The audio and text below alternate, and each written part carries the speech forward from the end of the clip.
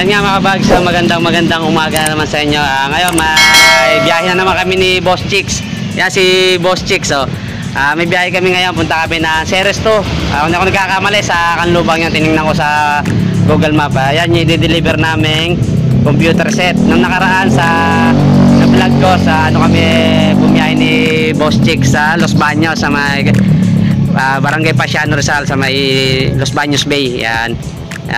Naka-ready na, kanina pa ako iniintay. May pinuntahan pa kasi ako, punta pa ako ng Pansol.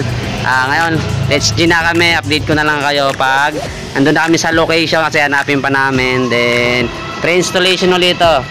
Tulad ng sinasabi ko sa inyo, PM lang kayo sa kanyang Facebook page. Then, bahala na kayo mag-usap kung anong unit ang inyong kukunin sa kanya. Let's G, ride safe. Ayan mga kabag, mapapansin nyo, bumabiyahin na kami ni Boss Chicks. Ayan o, dito tayo sa may Maya pa bridge ng expressway to mga kabag. Kasi Pakanlubang tayo, meron dito exit, tsaka exit pa galing Maynila.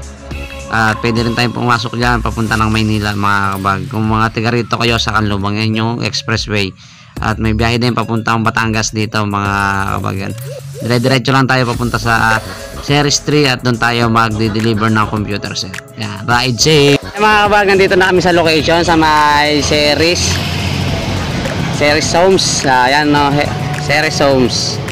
Yan, ito yung pinaka-sign niya. Ceres Homes, Kanlubang, State Residential and Industrial Subdivision. Yan. Bale, tinatanong pa yung... Ayun lang pa. Nara Street. Yan.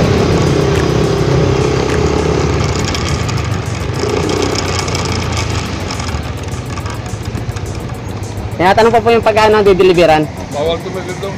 Sige po. Bawal pala tumigil doon, sabi ni sir. Nara Street. Nara Street? Ano? Okay, sabihin natin ka na sir. Sir, saan dito yung Nara Street po? Dulo, kanan, dulo, kaliwa. Okay po. Yan, i-ticket din kasi passway. Yan. Okay. Ang gagawin yun? Nag-deliver po ng computer set. May order po.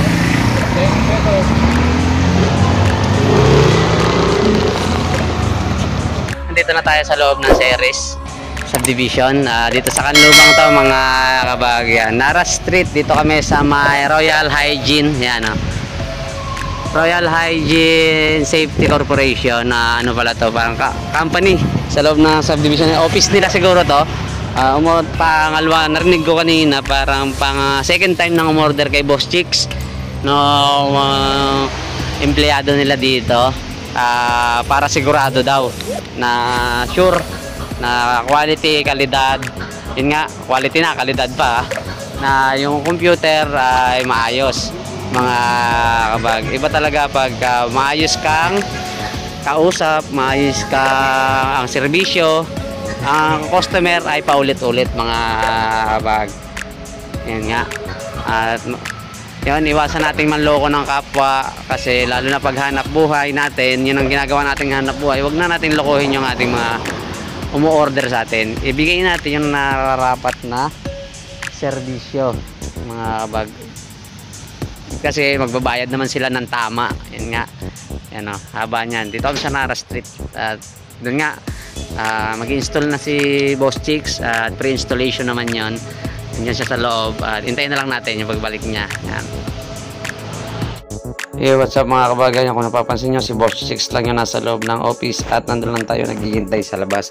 Kasi nga, siya lang naman yung kailangan talaga na mag-i-install. At yan nga, tinatanggal niya na yung cover ng CPU. Tsaka yung monitor, tatanggalin niya rin yan. Inon niya lang tong CPU. Yan yung monitor, mga kabag. Yan si Sir yung nag-order sa kanya, yung nakakulay puti.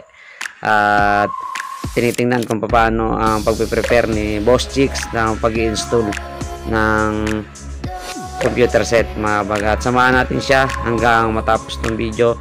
Papas forward ko na lang at panoorin natin kung paano siya mag-install mga kabag.